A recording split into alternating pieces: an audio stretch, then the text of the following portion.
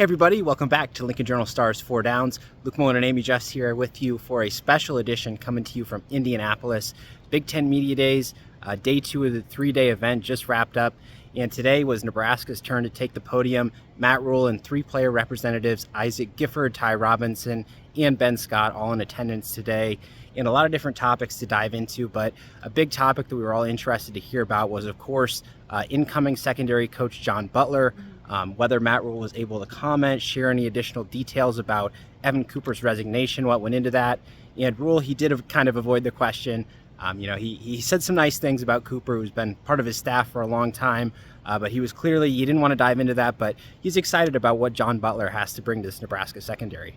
I mean, you look at what he's done, right? You know, he's been an NFL coach. He's coached at a lot of different places, coached a lot of different positions, a lot of veteran guys, and I think that can only help.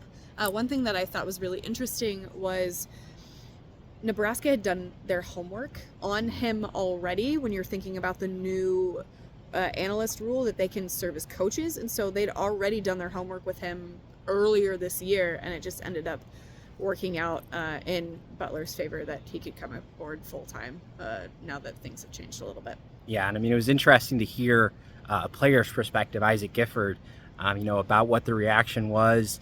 And of course, he was saying initially, it stinks, right? I mean, you're losing position coach, a guy who you've played for a couple of years, but he was saying the veterans got together. They said, hey, we got to move forward, not backward. And for the younger guys too, some of them who committed to play for Cooper, just several months ago, who was a very key part of their recruitment. He said they were all committed to just putting their head down, keep grinding, keep working. So a real buy-in from those players, regardless of the changing position coach.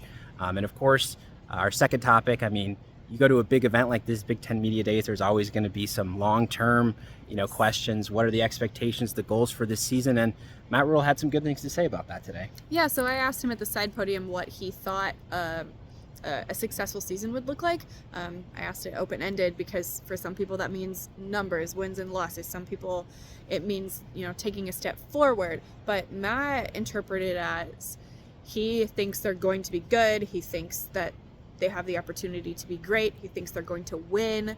And he broke things down a little bit further than that in a very long and comprehensive answer, which I wrote my entire column about today. So stay tuned for that. Journalstar.com. Stay tuned for that. But he was just really excited about the prospect of what this team could look like, especially, we know what the defense is, right? We know what they can do. We know that so many pieces of that defense, successful defense last year is back. But what about the offense? He likes the depth. He thinks there's veteran talent everywhere, and they have the depth to withstand injuries. Last year, that necessarily wasn't the case.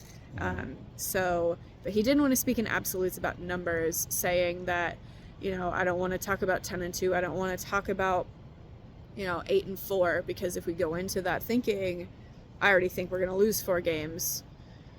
And that's just not who he is. He doesn't think that way. And I thought that was really interesting to hear from him. Big difference between maybe fan media perspective versus the coach who says, we're going to win every game, or at least try to, certainly.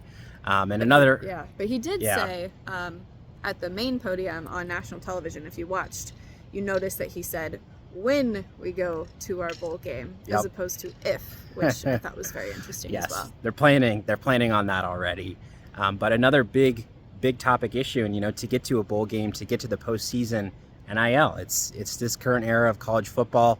It's how you build a roster. It's how you maintain a roster through NIL. And of course, we've heard Commissioner Tony Petitti, lots of other different coaches kind of took to the podium and had some different things to say about NIL yesterday too. But Rhule today, he was saying, hey, Nebraska's NIL operation has a long way to go. He's always been very positive, and him and Troy Dannon especially, they've been lockstep in their support of the 1890 initiative, Nebraska's main NIL collective. They have good things to say about what that collective is doing, how they're able to, recruit, retain talent. But at the same time, I mean, there's many programs, a few of them in this conference especially, that have NIL budgets that dwarf that of Nebraska's. And Rhule was not shying away from publicly saying, hey, this budget needs to improve.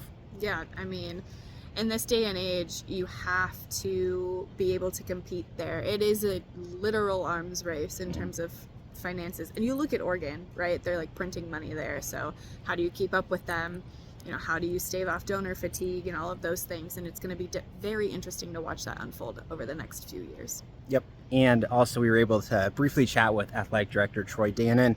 He was here at the event taking things in, and he was able to provide some different updates. A key one that we learned recently, grass coming to Memorial Stadium, a little bit of the details on the timeline for that. Yeah, so it won't be sooner than 2026. And the reason for that being, you look at the construction plans for the renovation of Memorial Stadium, and you don't want to put in fresh sod and then have tractors and construction equipment and all of those things on the new sod. So you just have to rip it up. So they're thinking no earlier than 2026, maybe later, just depending on what the timeline of the construction project for Memorial Stadium's renovation is.